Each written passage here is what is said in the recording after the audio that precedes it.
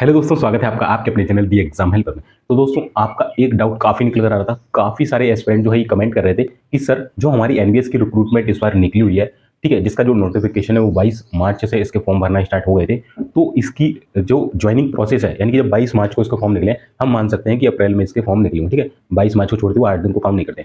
तो अप्रैल में जब इसकी भर्ती निकली है, तो ये प्रोसेस पूरी जो कंप्लीट है, जैसे कि हमारा एग्जाम लेना हो गया, हमारा स्किल टेस्ट हो गया, हमारी डॉक्यूमेंट वेरिफिकेशन हुआ है, उसके बाद हमारी जो ज्वाइनिंग के लिए जो हमारा कॉल लेटर आएगा, वो कब तक हमें देखने को मिलेगा, यानी कि हमारी फाइनल ज्वाइनिंग प्रोसेस कब तक कंप्लीट हो जाएगी। तो चलिए इसी डाउट को क्लियर मैं इस वीडियो में किए देता हूं कि पिछली भर्ती में कितना समय लगा था, क्या इस भर्ती को भी उतना ही समय लगने वाला है जैसे 3 साल लगे थे लास्ट 2019 की भर्ती को लेकर, तो क्या वही समय इस बार भी आपको देखने को मिला। तो चलिए पूरे डाउट क्लियर करता हूं।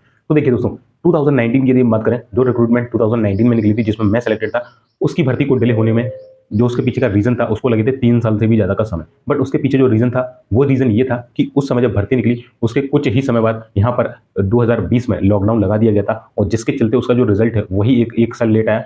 फिर रिजल्ट के 1 साल बाद आपकी टाइपिंग होती है, क्योंकि तभी भी जो है कोविड बार बार लौट के आ रहा था, तो इस प्रोसेस में इतना टाइम लगा। फिर जब स्किल टेस्ट हुआ था अगले साल 2019 में, आपका एग्जाम होता है, 20 में आपका रिजल्ट आता है, 20 के बाद 21 में आपकी टाइपिंग होती है, और 21 के बाद 22 में आपके लिए ज्वाइनिंग फाइनल लेटर निकल के आता है। तो यहाँ से 19 से लेकर 22, यानी कि 3 साल का सफर आपको तय करना पड़ता है 2019 में। वहीं अगर हम 2022 रिक्रूटमेंट की बात करें, जिसमें अभी वेरियस पोस्ट पर ये नॉन टीचिंग और जो टीचिंग पोस्ट है वहाँ पर भर्ती आपकी निकली हुई थी, तो उस भर्ती में जो टाइम लगा था दोस्तों, वो मिनिमम जो टाइम लगा था वो लगा था 9 मंथ्स, यानी कि 9 मंथ्स के अंदर अंदर इन्होंने ज्वाइनिंग दे दी थी। और जो मैक्सिमम टाइम लगा था वो लगा था आपका 15 मंथ, ठीक है। सॉरी, 15 मंथ नहीं, यहाँ पर 17 मंथ, ठीक है। 17 महीने आपको मैक्सिमम टाइम लगा था, और जो मिनिमम टाइम लगा था वो 9 महीने। यानी कि आप कह सकते हैं कि विदिन अ 1.5 साल, है ना, 1.5 ईयर के अंदर अंदर इन्होंने आपकी जो भर्ती प्रोसेस है वो कंप्लीट कर दी थी 2022 वाली। अब ऐसा नहीं है सभी पोस्ट के लिए, इसमें कुछ पोस्ट कुछ क्या है, मैं ये लास्ट सिनेरियो बता रहा हूँ कि जो लास्ट पोस्ट ऐसी थी जिसका रिजल्ट जो आया था वो 14 जून को देखने को मिला था। तो यह इस कारण उसे 17 महीने हुए। बाकी की कुछ जॉब ऐसी थी, देखिए इसका जो नोटिफिकेशन निकलता है, जो आपका 2022 वाली रिक्रूटमेंट का एनबीएस में, वो निकलता है 13 जनवरी 2022 को।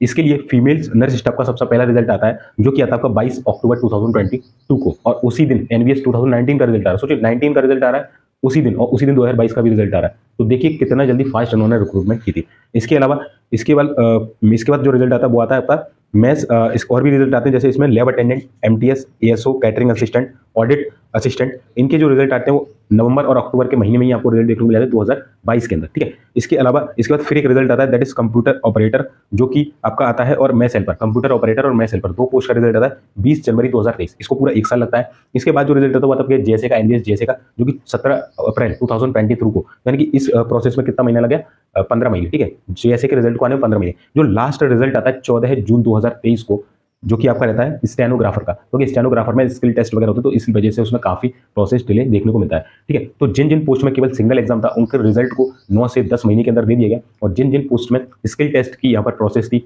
उसके जो रिजल्ट को 1 साल या विद इन 1.5 साल के अंदर इन्होंने देने की कोशिश की थी, ठीक है। तो ये सिनेरियो था 2022 के अंदर।